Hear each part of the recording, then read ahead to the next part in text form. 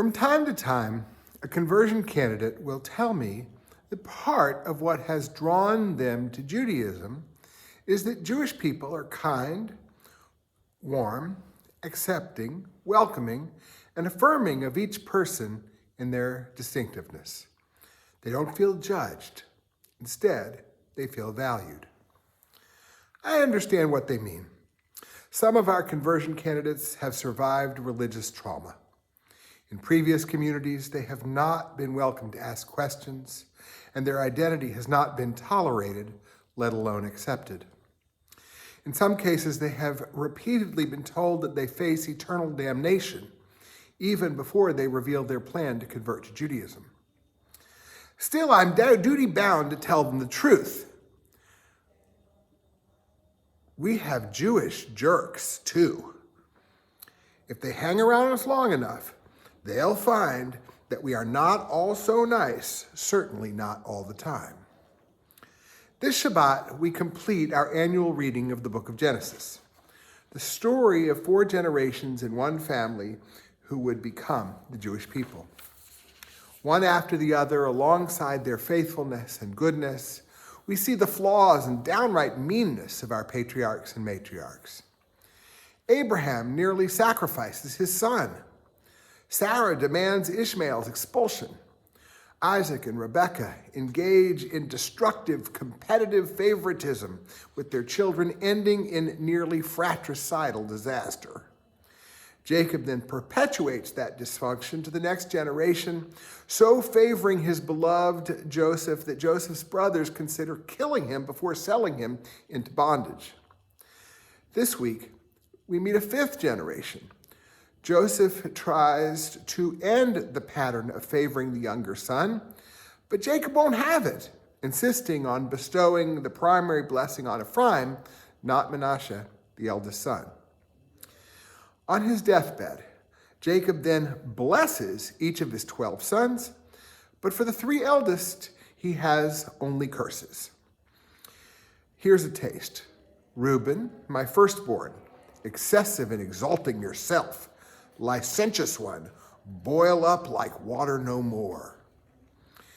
Genesis includes nearly as many reconciliations as ruptures, but still, the pattern is set.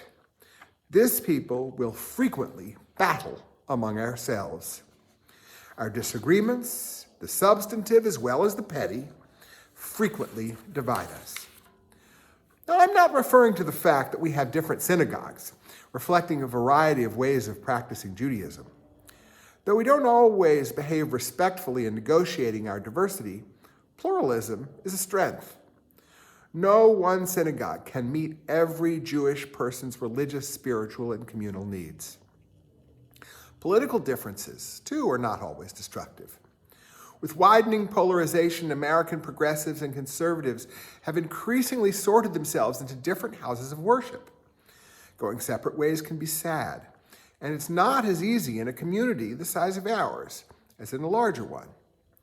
We do well to welcome diversity of opinion, even as we acknowledge that a non-negotiable bedrock principle, for example, celebrating people of diverse sexual orientations and gender identities, may be viewed by some as an endorsement of a particular political philosophy. Recent months, though, have presented a new, unprecedented challenge. While much of the American Jewish community has demonstrated consensus in support of Israel and its war effort in response to the horrific October 7th terror attack, others have objected. I was appalled that anti-Israel activists chose a religious observance, Chabad's public candle lighting for the first night of Hanukkah, as an opportunity to protest. Taking a political protest to a Jewish religious observance is anti-Semitic. Equally troubling was that the demonstration was styled as an effort of Jews who do not support Israel's armed conflict with Hamas. Now, the tiny contingent of Jewish protesters in that Little Rock demonstration are joined by larger numbers calling for ceasefire. This month, some 1,100 young Jewish adults describing themselves as alumni of our Union for Reform Judaism young people who grew up in Reformed congregations, camps, and NIFTY, signed a strongly worded letter demanding that our movement call for ceasefire. The letter even quoted a United Nations description of Israel's war effort as genocide. I'm not aware that any young people from our congregation signed that letter. My son Daniel was invited to do so, but he declined, as did his close friends. In a podcast this week, my teachers, Rabbi Daniel Hartman and Yossi Klein Halevi, distinguished between two groups of people who are calling for ceasefire. Those who deny, minimize, or justify the terrorist attacks of October 7th on the one hand, and on the other, those who, despite accepting the full horror of the Hamas assault, do not support the nature of Israel's military response. The young Reformed Jews who demanded that our movement call for ceasefire almost certainly fall into the latter group, though their rhetoric strayed into the narrative of the first, which is disappointing. Still, I urge us to resist any temptation to brand these young people as traitors to the Jewish people, writing them out of our people's future. 2 weeks ago, speaking at our Union for Reform Judaism's sesquicentennial celebration, Rabbi Rick Jacobs, president of the Union, addressed the young Reformed Jews calling for a ceasefire. We must acknowledge that a significant number of younger Jews are struggling with the humanitarian disaster among the civil population of Gaza, and with America's and American Jewish communities' strong support of Israel's prosecution of the war. My hope is that we can remain strong in our support of Israel, but not cut off our younger Jews, including those within our own families and in our synagogues, with whom we need to stay in relationships because we love them.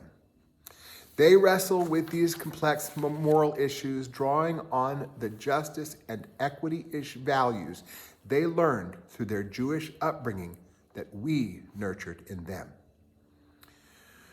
We would do well to recall that throughout most of 2023, from January through September, the Israeli public was more divided than ever in the state's 75-year history. Notably, large numbers of reservists refused to report for voluntary duty, which was unprecedented. Nevertheless, when Israel came under attack, more than 100% of reservists responded. That is, more reservists reported than were called. Protesters transformed themselves from achim laneshek to achim lameshek, a Hebrew play on words as brothers and sisters at arms in opposition to the government became brothers and sisters for the farms, assuring Israel's food security by volunteering in agricultural work when so much of Israel's food security for farm labor had become suddenly unavailable.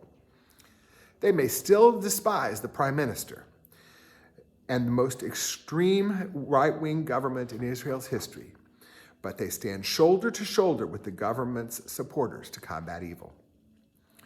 As the book of Genesis draws to a close, Jacob dies. Honoring his wishes, his sons bury him alongside his parents and grandparents in Hebron. Upon their return to Egypt, though, 10 of the bereaved brothers are terrified. Now that their father is dead, will Joseph get his long-deferred revenge on them for selling them into slavery? No, Joseph assures them. He has long since forgiven them.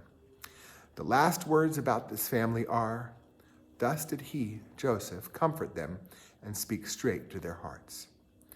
Like the matriarchs and patriarchs before us, we, the Jewish people, can be divided and even divisive from time to time. We are a challenging people. Our greatest asset, though, is in a unity that does not require unanimity, sameness, or even consistent fondness. Let us always articulate our differences respectfully. Let us seek to be forgiving when that's possible. Then, united, may we face an too often cold world as one.